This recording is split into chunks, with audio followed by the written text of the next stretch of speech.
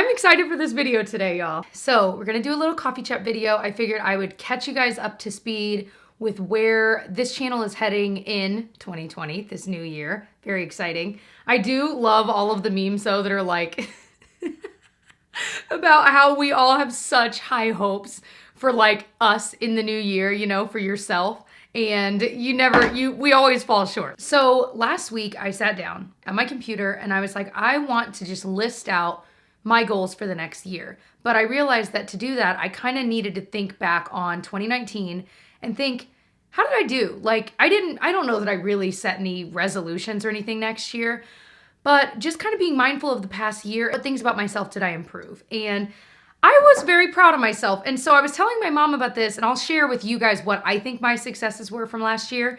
Personally, not just work, but even just personally. But I was telling my mom about this and I said, I feel like that's one of those exercises that we all should do. Not just thinking about what should we do next year, but what did you do really well this past year? We kind of split all of these into work and then personal. And work for me is YouTube. So for work, I started incorporating lifestyle videos each week, and I feel like throughout the year, I got better at them. That was something that was a change for me, and I do think I started doing it slowly but surely, but it's been enjoyable. Another thing for work, I've been trying out new Instagram story like ideas. There's so many videos on YouTube of like cool things you can do on an Instagram story. And so I learned a couple of those this year and started using them. I learned about a couple new apps where I could include parts of like a YouTube video into it. And so little things that I didn't know how to do before that I figured out, and that was exciting. I had wanted to take the time to kind of research and plan each and every video I do better. And I definitely think I improved upon that this past year. I feel like it used to be that because I was teaching and doing YouTube, it was just too much. I couldn't take the time to sit and look up products and really research them and then plan out videos and really learn new editing techniques, all of those different things I now have the time for. So I feel like I'm able to devote what I had wished all along I could have devoted that kind of time. So, and that was my other one for work, was to learn and incorporate new editing techniques, and I definitely did. I learned about plugins you could download, you have to pay for, but you can download for Final Cut Pro, which is what I use. And then you can change the text and make it look different and animate things. And it was just stuff I didn't know was out there that all I had to do was download and play with, and then I could figure out. So personally, and this is the first one I thought of when I thought, what did I do successfully last year? Drink more water. I drink so much more water than I used to. I do use an app called, I'll put what it's called down below, and you can just set how often do you want it to remind you to drink water. And so I think I have it like every 3 hours between the hours of like 9 and 5. I have it hit me with a little reminder to drink water. And I felt like my energy level changed, like my skin improved, like across the board, so many facets of my life were improved upon because I was drinking more water. I know it's annoying to hear if you don't like drinking water, but I'm telling you, it's awesome. Another one, this is kind of dumb. I started wearing my contacts every day. I'm legally blind in one eye. The other eye has slowly gotten like not very good. It's fine. But it was one of those things that I could see well enough without the contacts that I just wouldn't put them in. But then I was noticing little bits of wrinkles coming in right where I squint, because I was squinting. And so I finally started wearing them, and I'm having less headaches. Again, across the board, it's such a simple fix, but I had to make it a part of my morning routine to put them in. Another thing I've improved upon is trying new recipes. We both really got into the swing of things, especially the latter half of this year, where we wanted to try different recipes, not just our traditional ones, but vegan recipes, vegetarian recipes. We're not vegan or vegetarian, but we figured, why not try them? Why not try to eat a little bit less meat? And we found like favorites that we would never have thought about before that were like, oh my gosh. So videos to come for sure. I'm definitely planning on doing like a easy weeknight dinners type videos of one. Some of them I shared during Vlogmas that are like so quick, so easy, and most of them are actually still decently healthy. And another one for me, fitness wise, the first half of the year when I would go out on a run, I'd run like 1 to 2 miles, and I wanted to get to where I was running 3 and 4 miles every time I went on a run, and I have. I feel like the past 5 months, I've dropped a lot more of the weight, and I think in large part because I literally doubled the amount I was running. Now, keep in mind, I don't just run straight, I run walk, but it does make a difference. So I'm very, very proud of that. That was like a personal huge victory for me. Now we move into the goals for this coming year, and this is where I share all that I'm planning, all the changes I'm planning for this channel. You may have noticed that I have kind of rebranded when it comes to my name on some social media. I'm still working on changing my name on YouTube. The problem is when you change your name on YouTube, you lose, like I have the verification check mark that shows that it is me, uploading those videos. You typically lose that if you change your name. And I've asked YouTube about that in the past when I changed my name from just JamBeauty89 to Jessica Braun JamBeauty89. And they said, well, basically it's just to prove that, if you totally change your name to something different, we want to make sure it's still the same person. You know what I mean? I'm like, okay. So I just need to contact my YouTube person and say, hey, how do I do this and make sure I still keep my verification badge? That's all. I just haven't had the time to do it yet. So I'm changing all of it to Jessica Braun, or like on social media, it's Jessica Braun. And the reason for that is, I've held on to JamBeauty89 for so long because Jam was my initials, J-A-M, before I got married. Now, of course, they're J-A-B. So that part I didn't want to let go of. And then beauty, of course, is what my whole channel was founded on. And then 89 is the year I was born. So the whole name has a deep meaning to me, and it always will.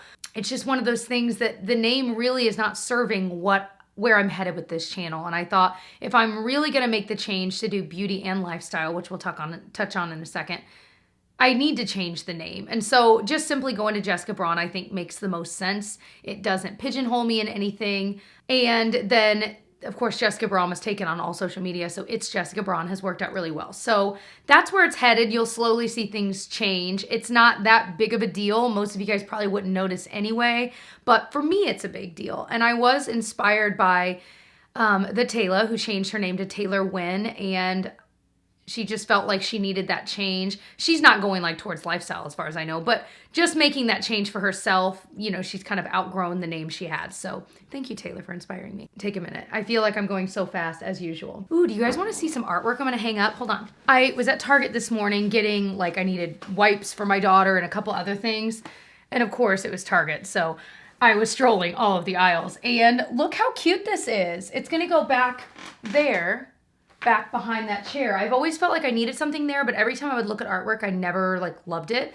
And this, I'm sure I can find a link for it below. It's from Threshold. I want to say it was under $40, but I really, really like it. And I liked that it had a wooden frame with it too. So hopefully it won't get too glary back there. If it does, I might have to take the glass out of the front or the plexi, whatever it is. Okay, that's all. Fun little side note to give me a breather. Again, I split my goals into work and personal. So one big work one for me was adjusting my channel, and one big part of it was changing my name on the various sites, which I'm about halfway through. Going into my biggest goal for the year is really adjusting my content here on this channel to not just makeup, but to beauty and lifestyle. I've already started that in 2019, which I touched on. But now, it's interesting. When I put some polls out on Instagram, maybe a few weeks ago, I asked how many of you guys watch videos that are non-beauty related when I put them up. And it really was about 2/3 of you that said, yes, you do. And then 1/3 of you that said, no, I really only watch your beauty videos. But it was really illuminating to me because then I thought, well, then if I put up 3 videos a week, should it be that 2/3 of them are lifestyle related and 1/3 is beauty? And I'm not totally sold on that yet. And really, I don't want to pigeonhole even myself because there might be weeks where I just want to put up 2 to 3 makeup videos and then the next week where it's all lifestyle. So I don't want to feel trapped where each week it has to be a certain way. But just knowing that you are going to see more different content that I'm not used to putting out, and know that I'm feeling my way through this, figuring out what works, what doesn't, what you guys want to watch, what you don't want to watch. So there may be weeks where you're like, I don't really like any of Jessica's videos, and that's all right. Just know that I'm wading through this and figuring it out myself too. But with that being said, there are certain videos I personally enjoy watching, like Clean With Me's, Cook With Me's, Shopping With Me's, that I know not all of you guys are into, but if you've never watched one of them, I challenge you to watch them because for me, I remember seeing Clean With Me's and Cook With Me's and being like, I don't have any, you know what I mean? I just wanted to watch makeup videos. But randomly, I would click on a YouTuber that I liked and I would watch one and I'm like, and it opened a whole new world of videos I'd never watched, never cared to watch, that I'm like, I kind of get it now. So I challenge you, kind of like I challenge y'all with Vlogmas, if you've never watched one to watch it. I challenge you, if you've never watched certain lifestyle content videos that I put out, challenge you to, I've said challenge enough, Jess. But I hope that you'll watch them and give them a try, because it might open up, especially if you've been feeling like YouTube is a little bit stale and you're tired of seeing the same things, it might open up a whole world of videos and then other YouTubers as well.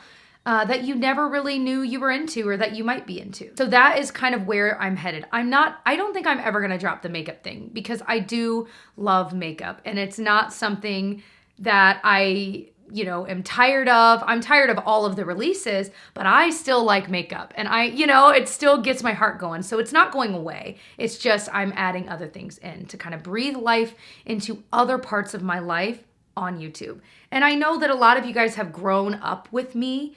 And a lot of you guys are in similar walks of life where you're like, all right, I've been into makeup and makeup videos for 6-7 years. And now I'm at the point where I know what I like. I've got what I like. And I know pretty much what's good.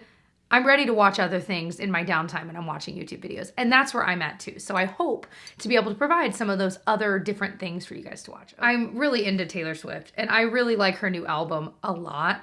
And I was on Instagram stories this morning scrolling through and I saw Amy Lynn, who has a YouTube channel too, I can link her below. She was listing out her favorite songs of the year. And one of them was Death by a Thousand Cuts by Taylor Swift. Go give it a listen. It's just a good song. Like, everything about it is good. The first time I heard it, I was like, I like this song. Like, I just like the sound of it, but then the lyrics are really good too. Okay, another thing I want to adjust with work is to plan my videos monthly. So it used to be when I was teaching that I would literally, like the day I was gonna film, think like, all right, what do I wanna film? And I would just like pull stuff for it and film it. I've gotten better and I wanna continue to be better about planning things ahead of time. And so that would mean that for some videos that I'm planning, like you saw my drugstore skincare routine video, I planned that months in advance so that I could take some before pictures, take some after pictures, and also, keep track of what I was trying all of those few months and be able to give you an update at the end. And so I want to do more of those kinds of videos where they take time and I'm going to start it and you guys aren't going to see it until months later. But I think those are some of the most valuable things I could possibly put out. And so I want to be able to put that time and effort into that. So that is huge and very high on my list this year. I also want to be better. I'm terrible about posting on Instagram. Kathleen Lights' video about everyone online is fake or whatever. It's a really good video. Go give it a watch. I will link it below. She was just talking about how she's really bad. She feels like she's really bad about Instagram, and social media. She's terrible at posting. I feel the same way. I can post on Instagram stories because I don't feel like things need to be polished, but for whatever reason I have in my head that I can't post a feed Instagram post without it being perfect and polished and blah blah. And I know that's not true, but I can't shake it. I don't know how to explain it, and I need to let it go because I would post a ton more if I didn't have that feeling towards it being perfect. Now, please, you're gonna go look at my Instagram feed and be like, well, none of these are perfect, Jessica, what are you talking about? But I think you know what I mean. If something's slightly blurry or it's just then I feel like, oh, I shouldn't post it, but I really should, because I know I recently decluttered my Instagram, who I was following. Oh my gosh. If you are finding yourself tired of Instagram because you're scrolling and all you're seeing is the same thing, unfollow a bunch of stuff. I unfollowed all of the hashtags I was following except for Costco finds and Aldi or whatever. But I was following a couple, literally 4 makeup hashtags, and my feed was all these beautiful but really, crazy Instagram looks. And I'm like, if I lived my entire life without seeing a single Instagram makeup look again, I would be okay with that, because I'm oversaturated with it, right? And so I would never scroll through Instagram. I would only watch stories because I was so tired of only seeing that. I unfollowed 1,000 people and all of the hashtags except for Aldi and Costco ones. And it is the best feeling in the world. I can actually scroll through and I'm actually seeing people I personally know. And then the YouTubers I genuinely would want to see their posts, I'm able to see. And so I know it sounds simple, but if you're feeling that way, go unfollow a bunch of stuff. You will not regret it. That's maybe one of the best things I did this past week.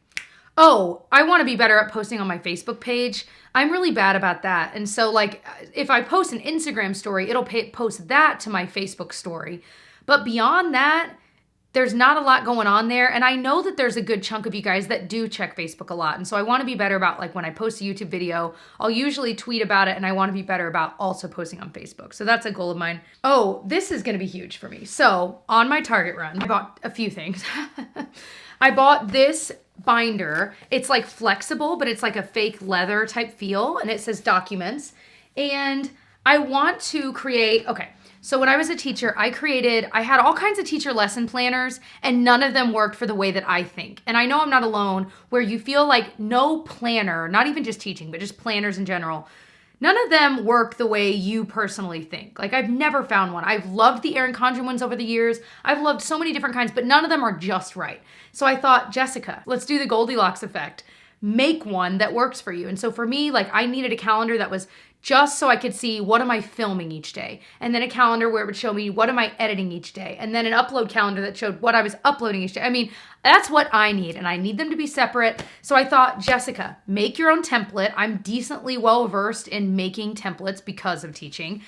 And then make your own little binder. I can separate it by month if I want, or however. And I thought, duh, it's just one of those simple things that's going to cost me, I mean, literally not much. It cost me the price of this binder and the cost of ink and paper to print it. You know what I mean? But I know that for me, that's what I need. So I'm excited. However, so one of my goals is to create these documents and try to figure out what works. I also bought, but this is one I got at Target called the Day Designer, and it's really thick, like an Erin Condren planner. But, so I already have like today, but I love that this entire page is dedicated for the day. So if you look at it, you've got your schedule for the day, which I don't love when that's in a thing, but I'm still gonna give it a try. You've got your to-do list, your top 3 things you need to do, a little quote to think about, a quick thing for tonight, which that might be, I might write my dinner, like what we're gonna make for dinner that night there. That would be the most useful. And then a little place to write some gratitude. So I thought that was so cool. They have, of course, the monthly spread, and then they have at the end of the week. I didn't notice this actually till after I bought it. The weekend they just have on one page, and then it's got fun things to do to take time out, weekly gratitude, and then it's got the 2 days, just the schedule, and then next week and don't forget. So I think it's really cool. It's bulky, so it's not something I would like travel with necessarily. But for me, I like having all the space, that much space for the day. So we'll see how I do with this planner. So another thing I want to do is to do giveaways more often. Let me share with y'all my thoughts on giveaways and why I don't do them a lot. It's not that I don't want to give back. You guys, come on. It really is that I have always felt that people that do, and I know this is not fair, and I have YouTube friends that do giveaways all the time, and I'm telling you, it's a goal of mine to do giveaways more. So I need to let go of this bias I have where I feel like giveaways are a cheap way to get subscribers. And a lot of times, like I remember back when I started YouTube, there were YouTubers that would give away like MacBook Pros. Wow, that is amazing. But they would give them away, they'd gain thousands of subscribers overnight, but then those subscribers would not really watch their videos. So their subscriber count would go up, but their video view counts wouldn't. And to me, that's what really matters.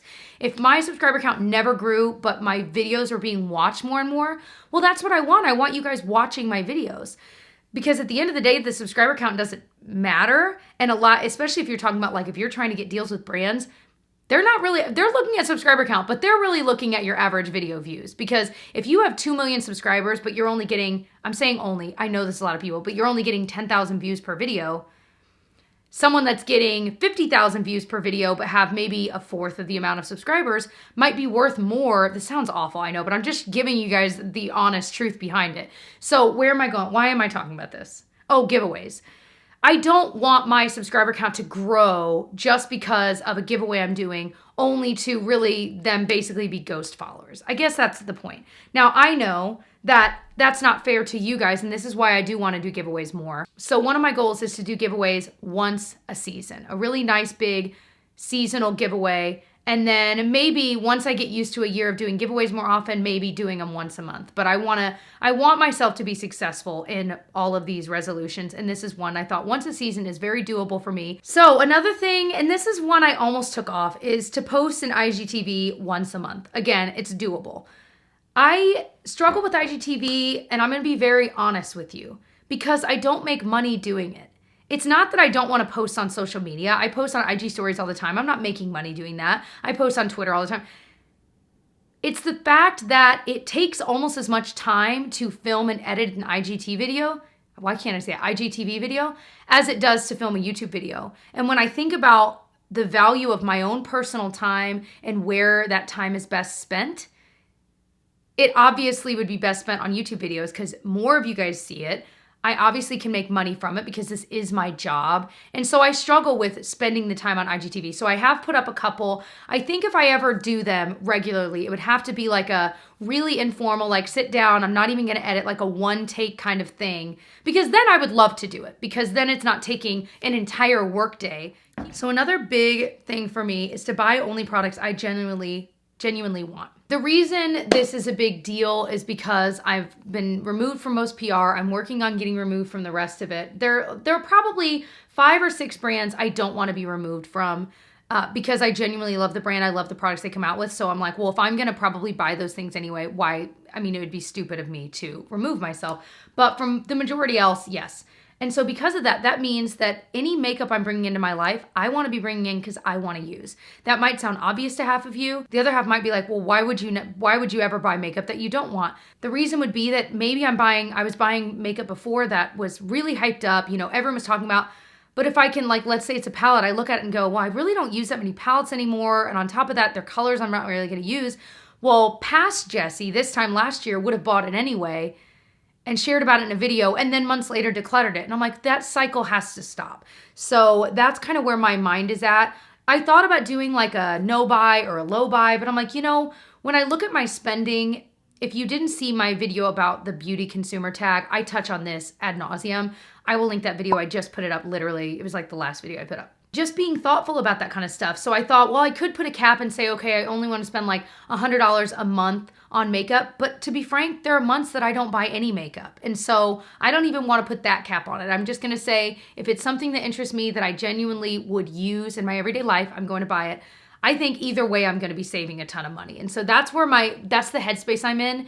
We'll see. I might even check back in the summer and say, okay, how am I doing? Like spending wise, how am I doing? Do I want to do maybe for 3 months like Samantha Robindahl did, a 3-month no buy? And I loved watching her video on her thoughts after that. I can link her video because I thought that was helpful to watch. So I don't think I'm going to be doing a no buy. It'll definitely be an informal low buy. You know what I mean? Another person I loved watching was Lauren May Beauty. She just recently did a video about her like 2020 goals, similar, but where she was really talking about kind of doing a low buy and how much she wants to spend each month. And I thought, again, that was really helpful for me to hear all that she had to say. So I can also link her videos. There's going to be a whole slew of really good videos to watch down below. And so another goal is to continue canceling PR as needed. Like I said, there's a stack of brands I just contacted of people that were still sending me PR, and I need to get through to them and say, please stop. Again, if you want to hear why I'm stopping PR, I'll link the video where I explain that. All right, let's talk personal goals. I'm trying to talk fast so it's not a long video, but it's gonna be long regardless, homies. Okay, one huge one is to stop stocking up on stuff. Not just makeup, but I mean like we would stock up on cans of beans. Now, obviously, if you watch Vlogmas from 2 years ago or whenever it was kind of a running joke, but like we have so much food we would stock up on to the point where it's like, well, now we have all of these cans that we do use, like we'll cook with, but they're starting to go bad because they get shoved to the back. And so one of our goals is to take all of those things out, pull out the things that are the oldest, put them in the front of our pantry and use them up and not stock up. Here's the thing. We both came from families, like I am one of 6 siblings, you know what I mean, 6 kids. And so my mom would stock up on stuff when she could so that we didn't run out of stuff because we would eat through food fast with that many people in the house. My husband is one of 3 boys. And so my mother-in-law, I know when they were growing up, would stock up on food because again, they would eat through it. So we're coming from 2 families where things were stocked up when it comes to like food and stuff. But there's just 2 of us and a baby. And we're realizing like, we have all this stuff because that's what we were so used to, but we don't need it. Like we would buy too much at the grocery store. And so I'm really glad we're both coming to this point where it's all converged to the fact that we have too much stuff. And I don't mean just stuff, but I literally mean even consumables. And so we're trying to be better about only buying what we need. Maybe if it's something we use all the time, like chickpeas is a great example. We go through chickpeas like crazy. We cook with them a lot. And so us buying 4 cans of chickpeas at a time is not crazy because in a given week, we would use 2 of those cans. So just being wiser about that kind of stuff and letting go of the family we were raised with, not in a mean way, but just kind of letting go of that. We don't need that much backstock. Here's one that I started about a month and a half, maybe 2 months ago. And it's where I started noticing the biggest weight loss for myself and getting healthier. And that was this 2-day workout rule. And so basically the rule is there's a whole video about it that Matt, I don't know how to say his last name, Davila, I totally butchered it. But I really, really like his channel. He does just lots of inspirational life goal, productivity type videos. They're really good, and he is really good at editing that. I mean, he's good at his job. Okay. I will link that video below, but it kind of blew my mind. And I don't even think he came up with this idea. I think he got it from something else. But basically the idea that you never go more than 2 days without working out, even if that's just a 10-minute workout or doing, 50 push-ups and 50 sit-ups beside your bed before you go to bed, or going on like a nice brisk walk outside, but something for your health, never going more than 2 days. So what that looks like is that, let's say I worked out 2 days ago. So I didn't work out yesterday. I need to work out today because if I don't, that would be 2 days in a row that I didn't work out. Does that make sense? And what happens is then you never go more than every other day without working out. And it sounds so simple, but think about this a little. After this video, you're going to be thinking about this later tonight. I guarantee it, because I thought about it. I'm like, that doesn't make sense. And I would think through, I'm like, no, yeah, I guess it does. And so it's just been kind of revolutionary. And have there sometimes been days where I went, absolutely, especially over the holidays. But really getting into that mindset of doing something to help yourself, help your blood get pumping every other day has been huge for me. And it got to the point where I now would feel just slightly guilty, like, yeah, I didn't work out yesterday, I should do something. So I'd go and take my dog on a brisk walk. It's not that big of a deal, but I'm doing at least something. And my problem would be that I would go 3, 4, 5 days without working out. And I'm like, well, I've been off the wagon this long. Why, who cares?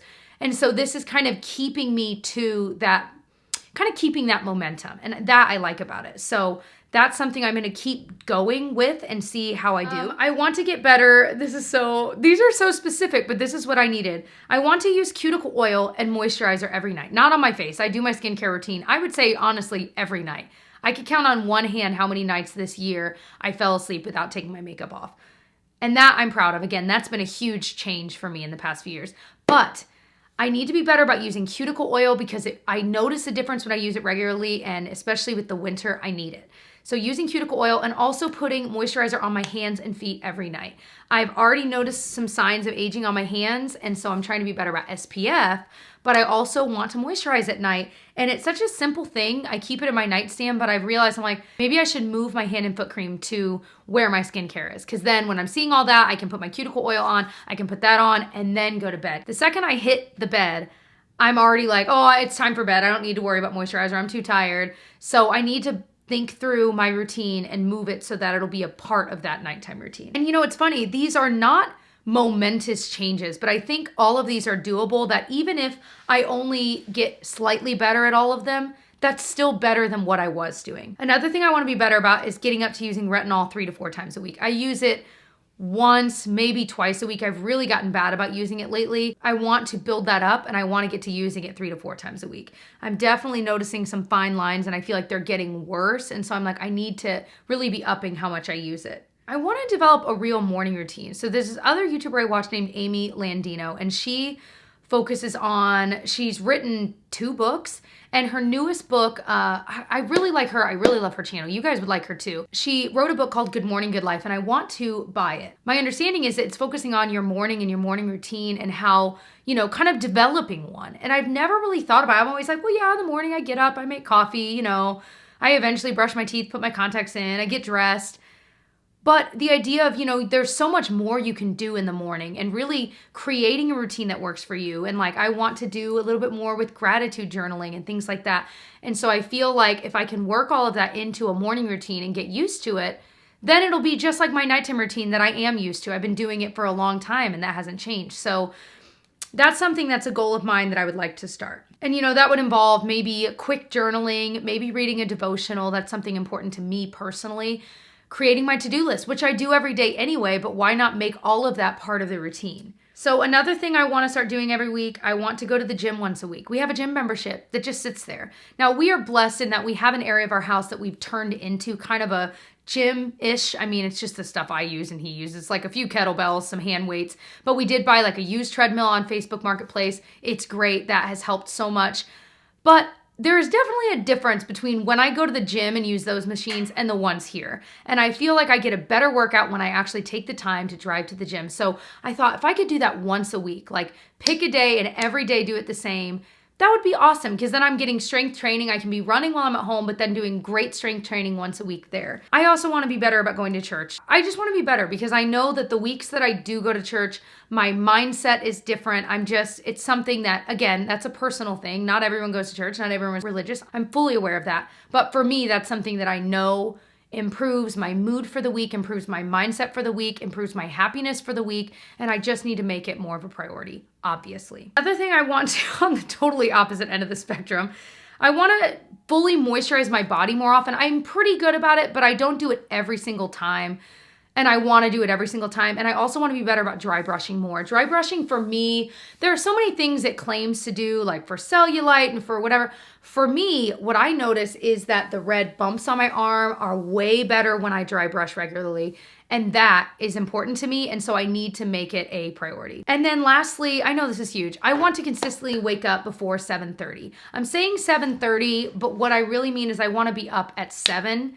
But I know I want to have wiggle room and I want to be successful at these. You know, Gigi sleeps really well at night. And thank goodness, because my gosh, the first 9 months of her life were awful. She never slept through the night. And I would hear friends that had babies like, oh, my baby's been sleeping through the night since 2 months. I'm like, well, happy for you, because I have not had a full night's sleep in 9 months. And then I had another 9 months from pregnancy of never having a full night's sleep. But now that she's actually sleeping through the night, we've gotten so luxurious in the way that we sleep. And so if she's sleeping until 9, we're sleeping till 8:30, when really we need to be up. This morning, for example, I got up at 6. Tyler got up at 6. Gigi slept till 8:30. I was able to make breakfast for both of us, get a shower, get fully ready for the day, get dressed, plan out my day a little bit. I mean, my gosh, I got so much done before she even woke up. And so I need to just be so much smarter about my time in that way, versus once she gets up, then having to figure out, oh boy, I still need to shower and get ready. And, just knock it out before she even wakes up. So, wow. I know. There's no way I'm going to do any of that. But I'd like to think that enough of them are doable that it's possible to do a good amount of them. I know not every single one of those is going to get done, but I would rather overshoot than undershoot. And so I'm excited. I have never felt this excited for a new year, and I can't explain it. But I will say this, on New Year's Day here, it was, we had too much champagne the night before, so I was not feeling great. But we woke up and we went on a walk, and it was sunny and it was cold still, but it was a sunny day, and there's this brisk wind, and I was like, what a good sign for this year, that it's going to be a good year. And anything that went wrong in anyone's life last year, it's a new year. And it's, I think some people think, oh, all these New Year's resolutions are silly, but at the end of the day, if it's something, this is a nice time where you get to turn over a new leaf just because, you know what I mean? Just because it's a new year and that's the calendar we follow, you get to turn over a new leaf. And what a great way to have a new beginning. And so that's all. I hope this video inspired you in some way. I know some of it was very specific to me personally, but if that helped you in creating your own goals, my challenge for you, sit down with a paper and pencil or your phone or a laptop, computer, whatever. Write down, what were you successful at last year? Even if it's something stupid and small, write it down. Because the second you flesh out your list of I did get better about taking my dog on more walks. Ooh, that's one I need to write on my. Or I did get better about, maybe not losing your temper as much, or praying more, or meditating more, or working out more, or eating less whatever. Maybe you eat too many chips and you want to eat less chips. All of those little successes are important, and they are improving you. And so I think you can't discount those kinds of things. So I want to know below, what were some of your little successes last year? Because that might inspire me or someone else into adding that as a resolution for this coming year. I'm excited where we're going. I hope that you'll be with me in this journey as I learn and change and grow this year on my channel. I hope that you're learning and changing and growing in your own life, whether that is at home or at work or with friendships or loved ones, relationships, whatever. Good luck this year. I'm excited for this year for both of us, and I'll see you guys in my next video. Bye.